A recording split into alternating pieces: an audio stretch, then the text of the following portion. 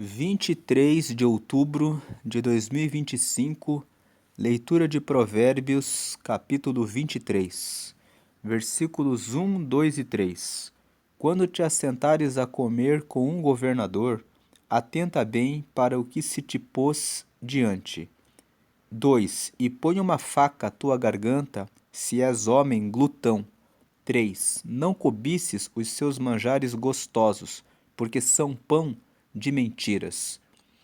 Os 3 primeiros versos nos falam que quando recebemos um convite para um almoço, para um jantar, para um café da tarde, para uma festa, nós devemos prestar muita atenção nas razões por que fomos convidados.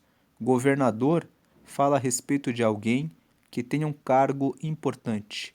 Às vezes, alguém que ocupa uma boa posição chama você para um almoço, um jantar, um café da tarde, com a finalidade de ver quem você é.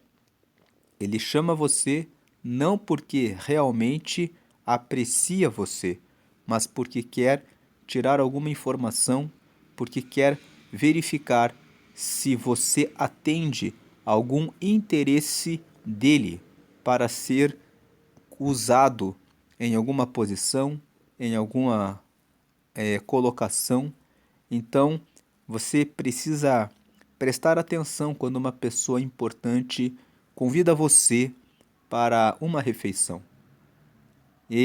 Pessoas importantes sempre têm um interesse. Você percebe que todo aquele que entra em um partido político, aquele que ocupa a liderança de uma empresa, de um negócio, ou está à frente de algum projeto, de algum trabalho, ele sempre tem um propósito. E você, até saber onde você se encaixa nesse propósito, você precisa se acautelar em como você se comporta. Então aqui os versículos 1, 2 e 3 dizem para prestar atenção e não sair acreditando que você foi convidado porque você é especial ou porque você está sendo apreciado, você está sendo avaliado. E você deve ficar atento com relação a essa questão. Provérbios capítulo 23, fazendo um resumo, é um capítulo que fala sobre comida e bebida, que nós não devemos nos entregar para a glutonaria e também para a bebida. Ele começa falando aqui a respeito da comida, mas nós vamos ver logo logo que ele termina falando sobre a bebida. E no meio do texto nós vamos encontrar versículos falando sobre isso. Versículo 4 e 5. Não te canses para enriqueceres, dá de mão a tua própria sabedoria. Dar de mão significa vai contra a sua própria inteligência, contra a sua própria sabedoria.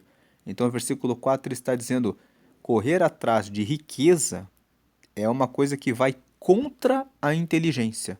É uma coisa que não tem sentido, é uma coisa que não tem razão.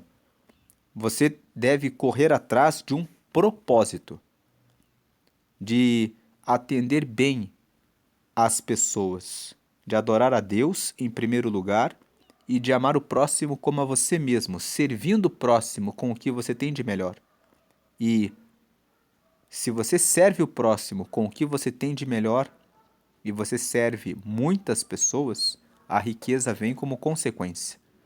Versículo 5: porventura você fitará os olhos naquilo que não é nada? Porque certamente isso, ou seja, a riqueza, ela se fará como asas e voará ao céu como a águia. A riqueza, pela própria riqueza, o dinheiro, pelo próprio dinheiro, não tem valor. Basta pensar que uma pessoa que tem muito dinheiro na conta bancária, mas que não tem relacionamento com Deus, não tem família, não tem amigos, não tem propósito, tem o que na vida? Dinheiro? para que serve o dinheiro? O dinheiro em si, a riqueza em si, não serve para nada. Então, buscar a riqueza não faz sentido. Versículos, a não ser que a riqueza esteja alinhada com propósito. É aí que a riqueza passa a ter um sentido. Mas veja que a riqueza, ela é um servo. A riqueza, ela é um escravo. Ela é um escravo de um propósito. Então eu posso ter muito dinheiro em uma conta bancária e ter um propósito, trazer satisfação para a minha família.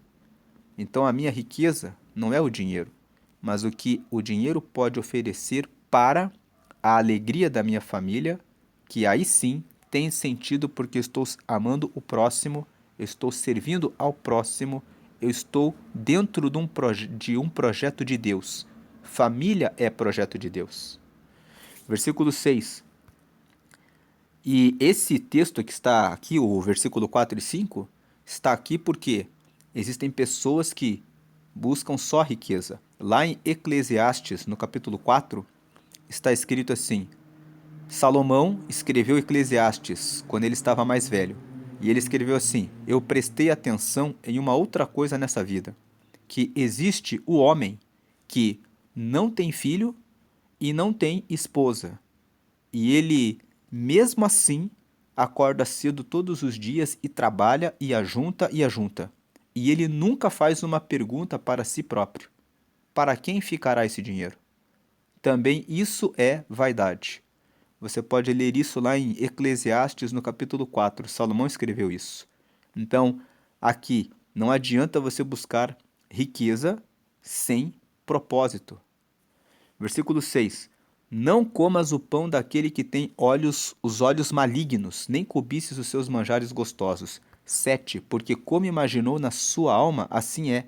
Ele te dirá: come e bebe, mas o seu coração não estará contigo.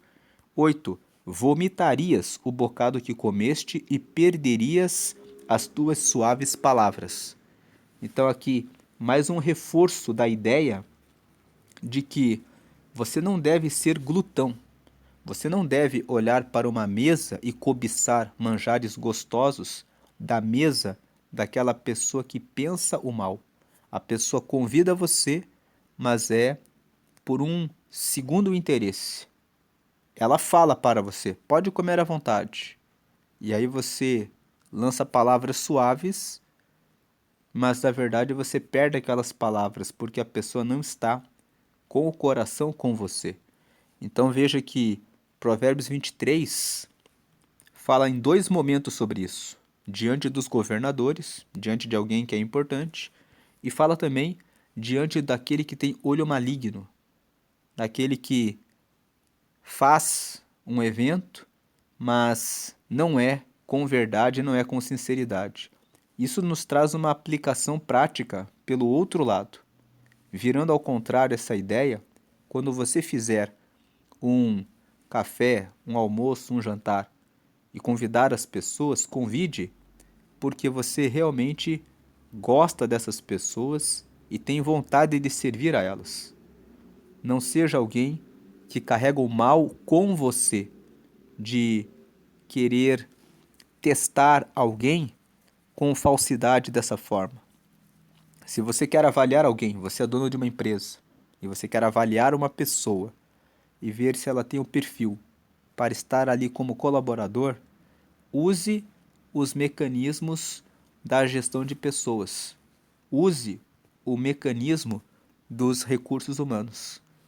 Você não precisa lançar mão dessa ferramenta. Existem pessoas que lançam mão dessa ferramenta. Elas convidam você para um almoço e aí quando você senta naquela mesa você percebe muitas vezes aquele peso. A pessoa está avaliando você. Versículo 9. Não fales aos ouvidos do tolo, porque desprezará a sabedoria das tuas palavras. Versículo 10 e 11. Não removas os limites antigos, nem entres nas herdades dos órfãos. 11. Porque o seu Redentor é forte, e ele pleiteará a sua causa contra ti. Então, versículo 10 e 11 está dizendo para você não ultrapassar os limites das propriedades de ninguém e muito menos dos órfãos, porque Deus cuida dos órfãos e você recebe o castigo. Já contei aqui na leitura dos outros capítulos que eu conheci um homem que construiu a casa dele e avançou 3 centímetros no terreno do vizinho. E depois ele precisou fazer um reparo, ele queria fazer um reboco naquele muro. E ele foi até o vizinho e disse: deixa eu fazer o reboco agora, completar o meu muro. E o vizinho disse para ele: você avançou 3 centímetros no meu terreno, meu amigo. Você tem que desmanchar esse muro. E aí ele disse: são só 3 centímetros, meu amigo. E ele disse: mas está dentro do meu terreno. Então, o versículo 10 aqui, 11, ele diz, preste atenção nisso, não removas os limites antigos, e também não entre na propriedade dos órfãos, porque o seu Redentor é forte, ele pleiteará sua causa contra ti. Versículo 12, aplica a disciplina ao teu coração e os teus ouvidos às palavras do conhecimento. Então, versículo 12 é um conselho. Lá em Provérbios, capítulo 4, versículo 23, está escrito assim: sobre tudo que você tem que guardar, guarde o seu coração, porque é dele que saem as respostas da vida. Então, o 12 aqui está dizendo: aplica a disciplina ao teu coração, ou seja, faça a correção do seu coração. Porque se o seu coração estiver disciplinado, e aqui, especialmente no capítulo 23, se o seu coração estiver disciplinado com relação à comida e com relação à bebida, você não vai ser uma pessoa glutona, uma pessoa que vive presa em bebedices. Você não vai ser um glutão e uma pessoa que vive presa na bebida. E os teus ouvidos às palavras do conhecimento. Você não deve sentar naquelas rodas de conversa em que as pessoas vivem fofocando da vida dos outros. Elas vivem falando bobagens, conversas que não trazem conhecimento, não trazem instrução, porque você vai perder o seu tempo. Mas o pior do que perder o tempo é você vai ser influenciado por aquelas ideias. Aquelas ideias parecem num primeiro momento que não influenciam, mas você vai pegando os hábitos das pessoas. Versículo 13, o ambiente exerce influência sobre nós. Um ambiente em que as pessoas vivem falando as palavras são tolices, elas vão contaminando com o tempo. Paulo escreveu isso para a igreja de Corinto. Ele disse assim: as más conversações corrompem os bons costumes. Se você entra numa conversa que é ruim, vive nessas conversas, isso vai corromper você com o tempo. Versículo 13 e 14. Não retires a disciplina da criança, porque fustigando-a com a vara, nem por isso morrerá. 14. Tu a fustigarás com a vara e livrarás a sua alma do inferno. Versículos 13 e 14 falam sobre a importância de disciplinar os filhos, ensiná-los no caminho do Senhor. A vara aqui, muitas famílias tomam isso ao pé da letra. Elas pegam uma vara e dão nas pernas da criança para fazer a correção. Alguns pegam uma vara pequena para dar a correção. É um ato simbólico, mas melhor do que você usar uma vara é você usar a sua palavra. Uma palavra séria, dizendo para o seu filho: você não pode fazer isso. Você tirar o telefone celular. Se a criança já é um adolescente, já você pode usar essa estratégia. Se tirar aquilo que ela gosta bastante de comer, um chocolate, de repente dizer: você vai ficar aqui 3 dias sem ter aquele bombom que você gosta, porque está relacionado a isso que você fez, isso aqui não é certo. Então, são formas, mecanismos que você pode usar. Tem um treinador de crianças, né, professor, que disse que ele corrige o filho dele da seguinte forma: ele tem um filho de 3 anos e ele disse que ele pega o chinelo do próprio filho, porque ele fala assim, ele estava ensinando sobre isso. Ele estava dizendo assim, você tem que dar o castigo proporcional. Então ele fala para o filho dele, você fez errado, filho, papai precisa corrigir você. E aí ele disse que ele, eu vou pegar o seu chinelo, porque é do seu tamanho, e ele falou assim, eu vou dar uma chinelada em você aqui na, na sua nádega, para você saber que não é para você fazer mais isso.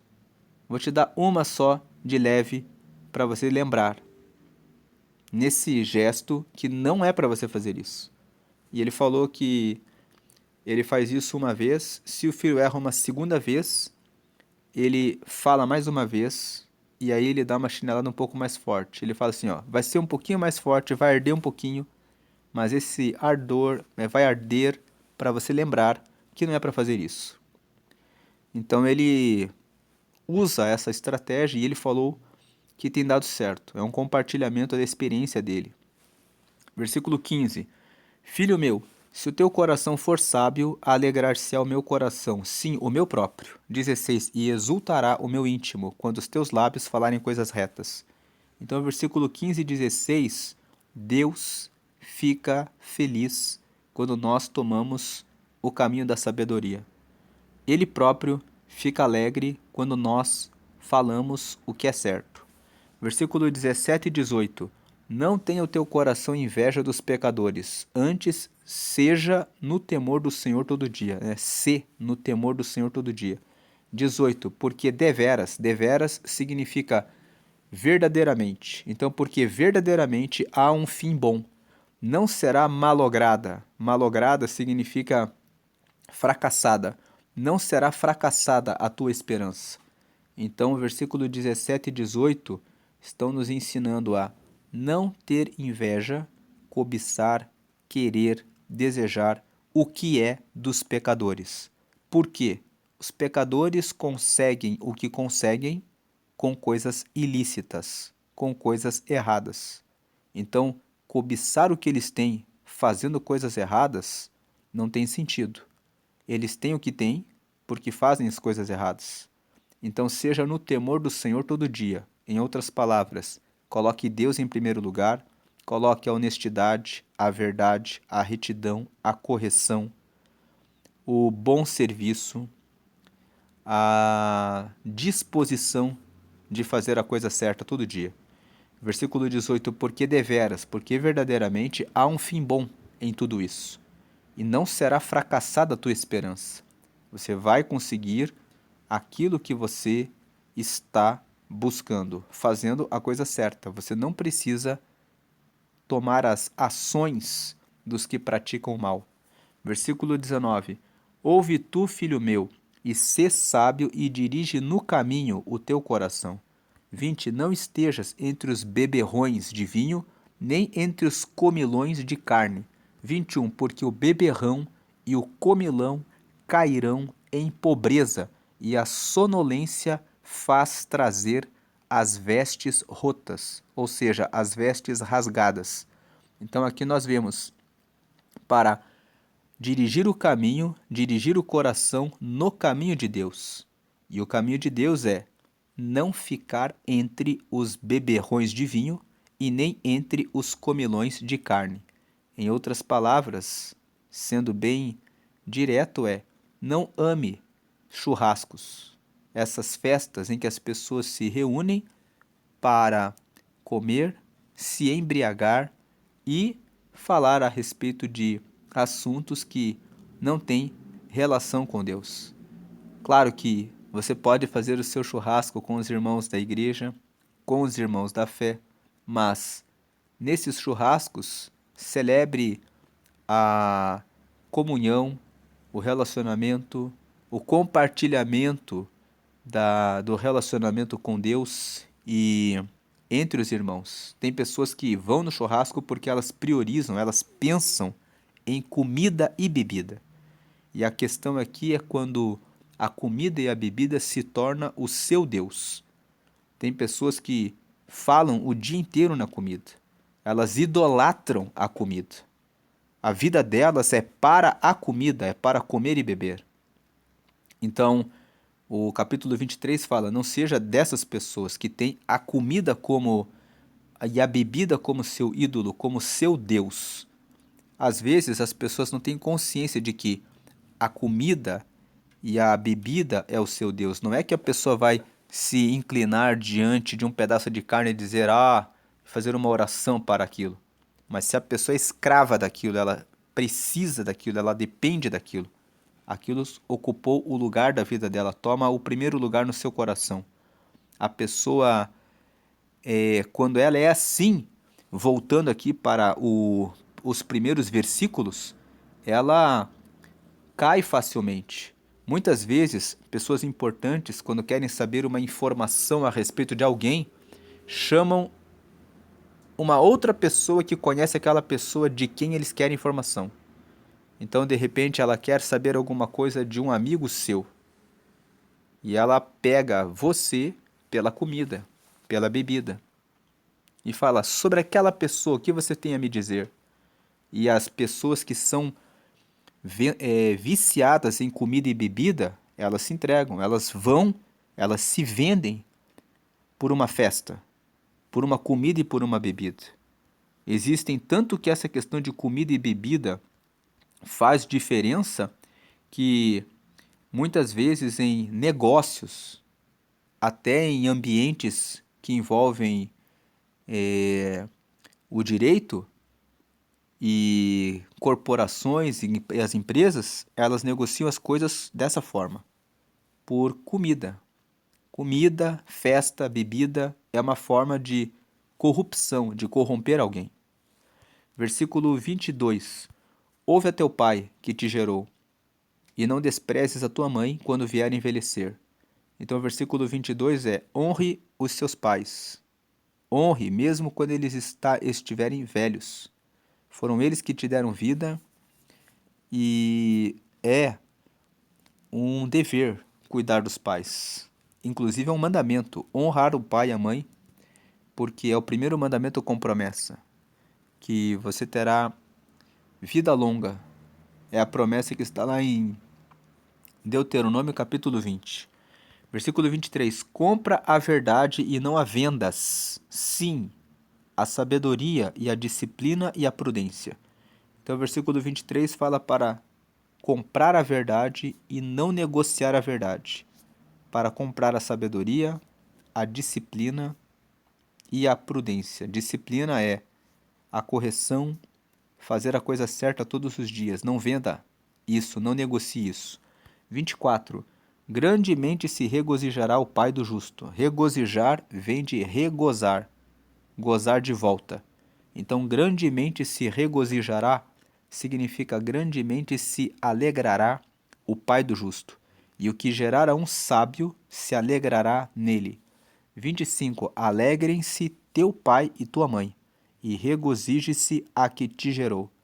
Então, que você possa ser um filho sábio, um filho que anda no caminho de Deus. Versículo 26. Dá-me, filho meu, teu coração e os teus olhos observem os meus caminhos. 27. Porque cova profunda é a prostituta e poço estreito a estranha. 28. Também ela, como um salteador, ou seja, como um ladrão, se põe a espreitar e multiplica entre os homens os iníquos. Então aqui os versículos 26, 27 e 28 falam para entregar o coração e os olhos para Deus. Guarde o seu coração da prostituição, da promiscuidade, da fornicação, do adultério. Guarde o seu coração dos pecados da lascívia, da malícia, da piada que é suja, imoral, indecente, que esconde brincadeiras que trazem convites para essas práticas. O versículo 26 está dizendo: dá-me, filho meu, o teu coração, e os teus olhos observem os meus caminhos. Os caminhos do Senhor são para que cada pessoa forme a sua família, que Gênesis 2, 24 diz: Deixará o homem a casa do seu pai e da sua mãe, e se unirá com a sua mulher, e os dois serão uma só carne. 1 Coríntios capítulo 7, Paulo fala que seria bom que todos conseguissem ser solteiros e dedicarem a sua vida para Deus. Mas como existe a prostituição, existe o desejo da carne, então é bom que formem as suas famílias, que cada homem tenha a sua mulher, que cada mulher tenha o seu marido, e que o marido pague para a mulher o que deve a ela e ela também pague ao marido o que deve a ele, significando que eles devem ter a intimidade e manter o relacionamento conjugal sempre aceso. Inclusive, Paulo fala em 1 Coríntios 7, só se privem da intimidade para buscarem a Deus, e que isso seja por um tempo determinado e de comum acordo entre o casal, e depois voltem a ter intimidade, para que vocês não sejam tentados pelo diabo. Então aqui o versículo 26 fala: Dá-me, filho meu, teu coração, que o coração não esteja preso com pornografia, pensamentos maliciosos, pensamentos de fornicação, adultério, desejos descontrolados, apetite sexual desordenado, em razão da falta do cuidado com o coração. E os teus olhos observem os meus caminhos, que os olhos saiam da pornografia, que saiam de ficar olhando na rua para as pessoas para as pessoas com intenção maligna, como se fossem apenas pedaços de carne, mas que os olhos observem os caminhos do Senhor. Como fazer para que os olhos fiquem nos caminhos do Senhor? Meditar sempre na palavra de Deus, recitar a palavra de Deus, lembrar dela em todos os momentos. O Salmo 119 fala, quando você está sempre lembrando da palavra, isso vai ocupando a sua mente, o seu coração, os seus pensamentos, os seus desejos, as suas vontades, isso vai governando a sua vida. Quanto mais você dá lugar à palavra de Deus e à oração, isso vai avançando em você e removendo todo tipo de desejo, pensamento que não procede de Deus. Versículo, como dizem em Provérbios 4:18. A luz dos justos é como a luz da aurora. Ela vai brilhando até ser dia perfeito. Versículo 27. Por quê? Porque cova profunda é a prostituta e poço estreito a estranha. Então, aquele que entra numa situação de prostituição, aqui a palavra prostituta não é aquela que fica rodando a bolsa na esquina, que oferece o corpo por um valor irrisório. A prostituta é a pessoa que trabalha numa grande empresa, é a pessoa que ocupa muitas vezes cargos altos dentro da empresa, ou é aquela pessoa que estudou, tem formação, tem condição, mas é aquela pessoa que coloca no coração: eu não quero nenhum casamento. O meu negócio é sair com quem eu quero, na hora que eu quero. E essas pessoas, elas dizem descaradamente que as outras pessoas são como se fosse comida. Você come e depois pode jogar fora, pode usar as outras pessoas. É assim que elas tratam as outras pessoas. Então ele fala aqui, cova profunda é a prostituta. Por quê? Ela se relaciona com você, desperta o desejo em você, fica aquele desejo em você e ela se vai. Não vai ter nada além daquilo. Mas ela deixa o desejo por ela. Então é a cova profunda. A pessoa fica lembrando fica com uma ilusão, é a prostituta, e poço estreito é a estranha. Ou seja, é uma situação difícil quando você sai numa rua, sai numa festa, conhece uma pessoa que nunca viu e já sai com aquela pessoa. Muitas pessoas fazem isso. Vão numa festa e já saem com a pessoa, viram uma vez só e depois ficam presos nessa prática. Versículo 28. Também ela, como um salteador, como um ladrão, se põe a espreitar e multiplica entre os homens os iníquos. Ou seja, ela multiplica os pecadores. Ela faz as pessoas ficarem viciadas nisso. As pessoas caem nesse pecado e depois elas ficam presas nisso. Agora o versículo 29 até o 34, até o 35, que termina o texto falando sobre a bebedice. Para quem são os ais? Para quem os pesares? Para quem as pelejas? Para quem as queixas? Para quem as feridas sem causa? E para quem os olhos vermelhos? 30. Para os que se demoram perto do vinho, para os que andam buscando bebida misturada. 31. Não olhes para o vinho quando se mostra vermelho, quando resplandece no copo e se escoa suavemente. 32. No seu fim morderá como a cobra e como o basilisco picará. 33. Os teus olhos olharão para as mulheres estranhas, e o teu coração falará perversidades. 34. E serás como o que dorme no meio do mar, e como o que dorme no topo do mastro. 35. E dirás: espancaram-me, e não me doeu. Bateram-me, e não o senti. Quando virei a despertar, ainda tornarei a buscá-la outra vez. Então a pessoa que cai na bebida, ela desperta e diz: aonde que tem mais bebida? Fuja desse vício.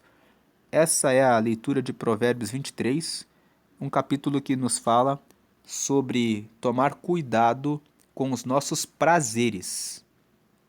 Então ele fala sobre comida, fala sobre bebida e fala também sobre promiscuidade, prostituição, adultério, quando nós lemos ali nos últimos versículos para tomar cautela com a mulher estranha e com a prostituta, porque são como um poço estreito, são como cova profunda. Então, a Provérbios 23 nos dá essa orientação. Muitas pessoas estão enfermas, doentes, com problemas de sobrepeso e diabetes, hipertensão, em razão da falta de cuidado com relação ao uso do sal, em relação ao consumo do açúcar, com o consumo de muitos refrigerantes, muitas bebidas açucaradas, falta de atividades físicas, muito sedentarismo, e isso é algo que você também deve prestar atenção. E também não ser preso à comida e bebida, porque a comida e a bebida podem usar, se você é dependente disso, isso pode servir como uma armadilha, como uma isca fácil. Você pode ser uma presa fácil para pessoas com interesses em relação a saber coisas da sua vida ou de alguém que você conhece, oferecendo uma festa, uma comida, uma bebida, que aqueles que são viciados e presos a isso podem até mesmo se corromper em função dessa dependência, desse apego em relação à comida. 1 Coríntios capítulo 6, Paulo fala que o nosso corpo ele precisa ser cuidado. Ele não foi feito para a prostituição e também não foi feito para o excesso de comida. Tem também o outro lado que é o lado das pessoas que caem em depressão ou ficam muito preocupadas com a aparência e com a imagem e não se alimentam de maneira correta, de maneira adequada.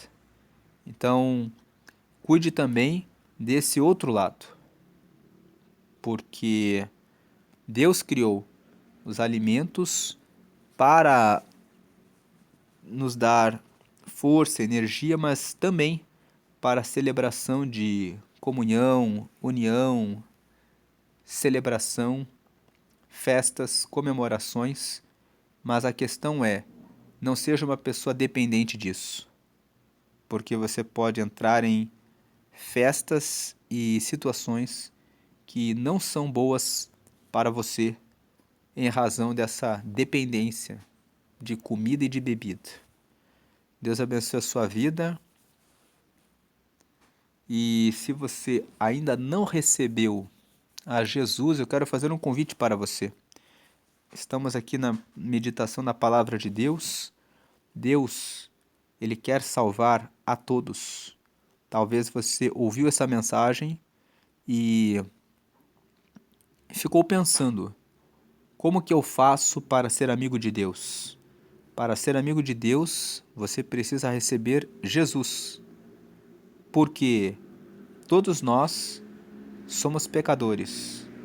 Nós temos inveja, mentimos, muitas vezes ficamos presos à raiva, ira, mágoa, rancor, ressentimento, xingamos, às vezes desonramos os nossos pais, às vezes falhamos em relação aos serviços que prestamos e Deus, Ele sabe que nós erramos, pecamos e por isso Deus enviou Jesus para morrer por nós na cruz e pelo sangue dele perdoar os nossos pecados. Quando você recebe Jesus, os seus pecados são perdoados e você se torna filho de Deus.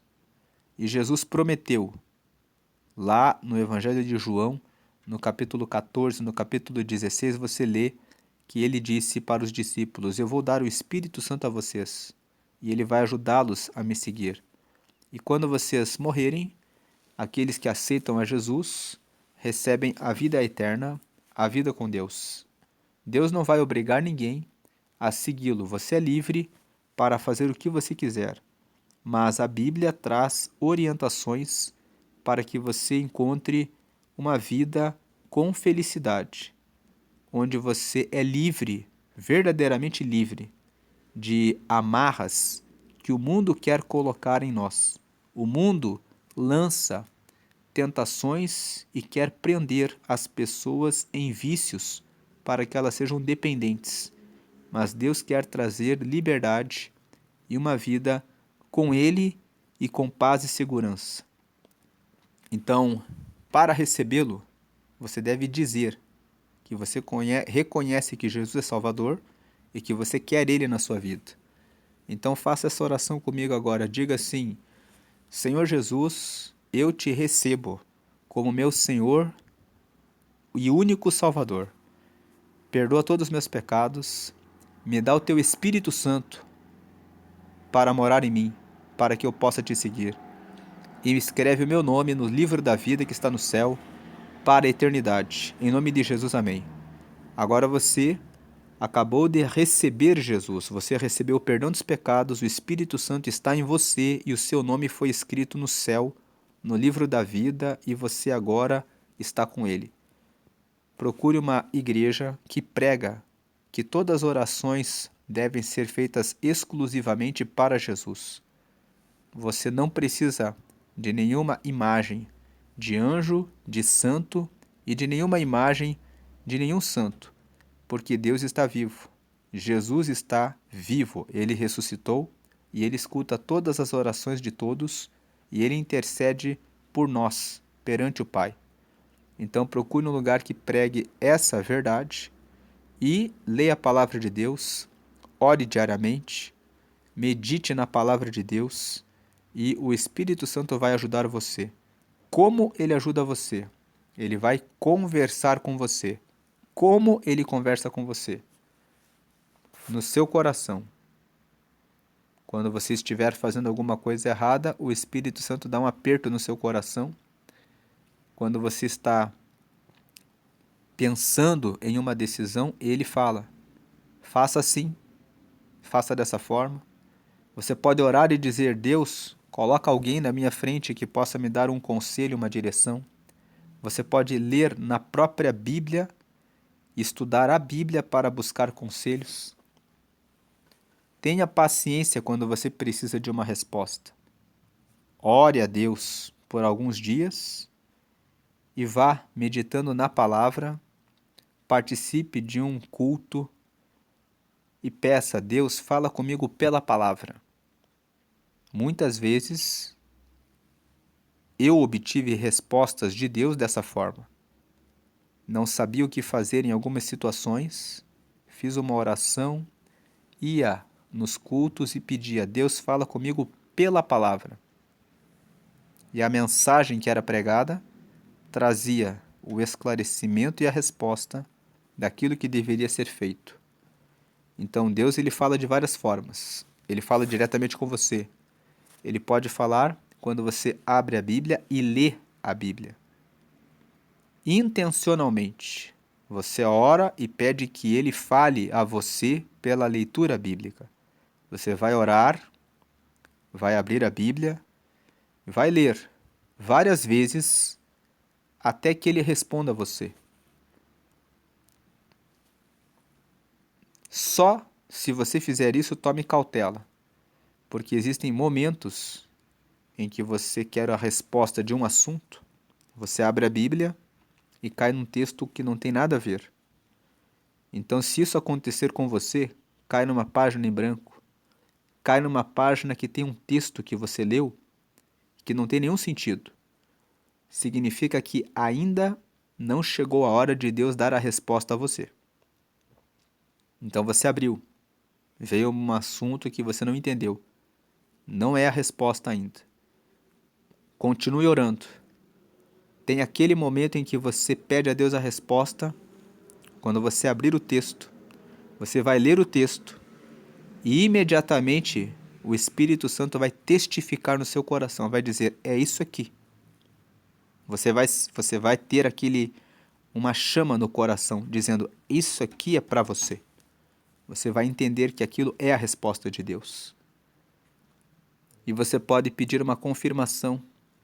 Vá propositalmente em um culto e diga: Deus, se aquela palavra realmente foi o que o Senhor falou comigo, fala comigo de volta nessa palavra. Muitas vezes você vai ver que você leu aquele texto, você vai no culto, e aí no culto, sem você dizer nada a ninguém, o pregador abre aquela mensagem e fala exatamente aquilo. E mais uma vez o Espírito Santo fala com você: estou confirmando, pode fazer assim. Não sei por que eu estou dizendo isso, mas eu acredito que alguém precisa estar na dúvida de como eu faço para saber a resposta de Deus. E Deus está trazendo a resposta. Consultando na palavra, buscando na comunhão com os santos, e de repente Deus pode fazer ainda mais. Ele pode usar um profeta que nunca viu você e dizer a você: Deus manda eu dizer a você. Eu nunca te vi, não te conheço, mas eu estou dizendo a você que o que Deus manda. E Deus ainda pode usar um profeta a dizer a você aquilo que realmente você já leu na Bíblia, você já escutou no culto, e Deus ainda pode fazer dessa forma. Então tome cuidado com os profetas. Eu já vi uma moça na igreja que queria casar com um certo jovem, e ela combinou com a amiga dela: vai lá e fala com ele em profecia. E a amiga dela aceitou e foi lá e disse: eis que eu falo contigo, meu servo, porque eu tenho um plano na sua vida para que você case com tal pessoa. Só que aquele jovem era atento. E ele foi buscar a Deus. E ele foi orar a Deus. E Deus falou com ele, dizendo: era mentira, não fui eu que falei. Então tome cuidado com profecias. Tome muito cuidado. Tem pessoas que casaram errado porque ouviram profecias. Então preste muita atenção. Creia na palavra de Deus. Quando você busca a Deus em oração no seu quarto, não conta para ninguém, você lê a própria Bíblia, depois você vai no culto e você escuta aquela palavra, você pode pedir que uma profecia venha, mas nunca fique só numa profecia. O profeta pode falar aquilo que você deseja muito no seu coração. E você pode tropeçar porque você confiou no seu coração. Deus abençoe a sua vida hoje e sempre grandemente. A graça e paz de Cristo. Amém e amém.